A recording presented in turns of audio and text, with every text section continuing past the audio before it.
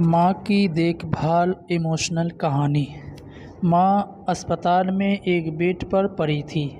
अस्पताल के बरामदे में उसके 2 बेटे और एक बेटी चिंता में टहल रहे थे। भाई बहन को अपनी माँ के लिए सेहत की चिंता तो थी, लेकिन उससे भी ज़्यादा चिंता इस बात की थी कि अब माँ को अपने साथ कौन रखेगा। जब तक माँ स्वस्थ थी, वह इन तीनों से अलग अपने पुराने घर में रहती थी। लेकिन अब ऐसा करना खतरे से खाली नहीं होता, और ऐसा करने से समाज में तीनों बेटे बेटियों का नाम भी खराब होता। लोग कहते कि देखो कैसी औलादें हैं, बीमार माता को अकेला रहने के लिए छोड़ दिया। 1 घंटे से बिना कोई बातचीत किए वह तीनों अपने अपने विचारों में खोए हुए थे। फिर बहन ने चुप्पी तोड़ते हुए अपने बड़े भाई की तरफ देखते हुए कहा, भैया आप बड़े हैं, इसलिए आपका कर्तव्य है कि माँ को ज़रूरत के समय आप रखें और उनकी देखभाल करें।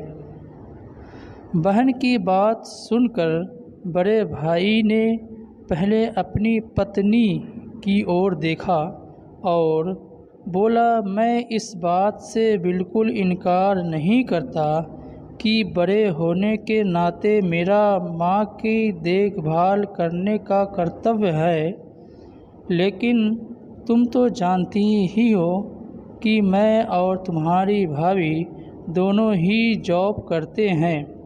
ऐसी हालत में माँ के साथ किसी न किसी को हर वक्त उनकी देखभाल करने के लिए उनके साथ रहना पड़ेगा, जो हमारे लिए बहुत मुश्किल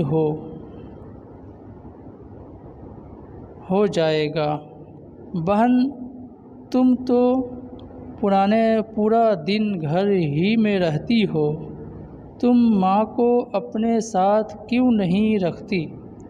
पैसों की चिंता मत करना, जो भी खर्चा आएगा मैं दे दूँगा।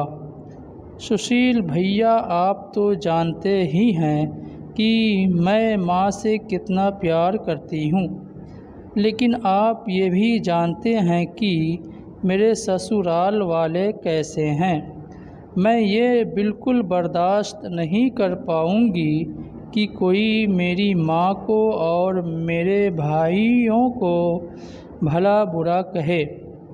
इसलिए अच्छा यही होगा कि माँ को अनिल भाई के यहाँ रखा जाए।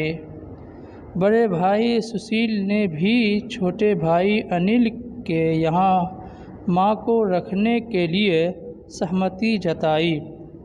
आप ये कैसी बातें कर रहे हो? क्या आपने नहीं देखा है कि माँ कभी भी मेरे घर 2 दिन से ज़्यादा रही ही नहीं है। उसका मेरे यहाँ मन लगता ही नहीं है, फिर कैसे वह इतने दिन मेरे घर रह पाएगी?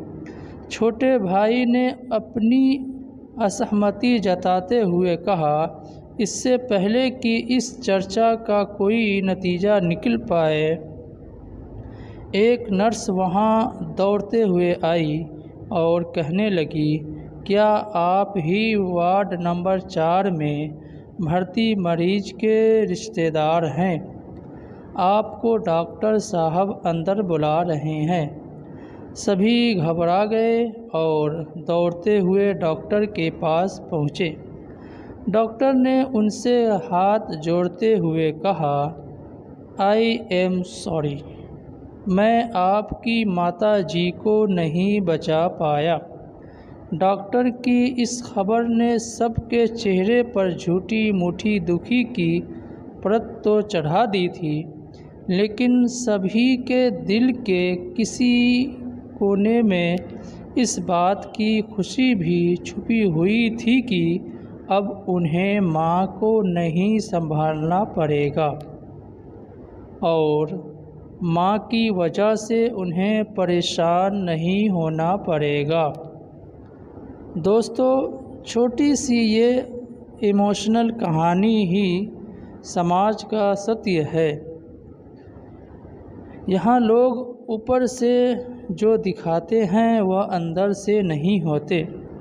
जो माँ बाप अपने चार बच्चों को बिना किसी शिकायत के बड़ी आसानी से संभाल पाते हैं, आगे चलकर ज़रूरत पड़ने पर यही 4 बच्चे मिलकर भी उन्हें नहीं संभाल पाया।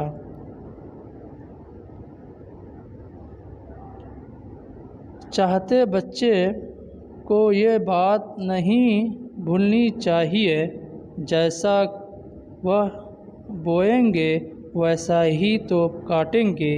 अगर आज वह अपने माँ बाप के साथ बुरा बर्ताव करते हैं तो उन्हें यह याद रखना चाहिए कि उनके बच्चे भी बड़े होंगे और वह भी बूढ़े होंगे। जो उन्होंने अपने माँ बाप के साथ किया है, उनके बच्चे भी उनके साथ वही करेंगे। दोस्तों, अपने दिल से छल कपट निकाल दीजिए और सच्चे मन से अपने माता पिता की, अपने बुज़ुर्गों की सेवा कीजिए। आपने इस कहानी को पूरा पढ़ा, इसका मतलब है आपको ऐसी इमोशनल कहानियों पसंद है। आप हमारे इमोशनल कहानियों के संग्राम पर क्लिक करें और भी कहानियाँ पढ़ सकते हैं।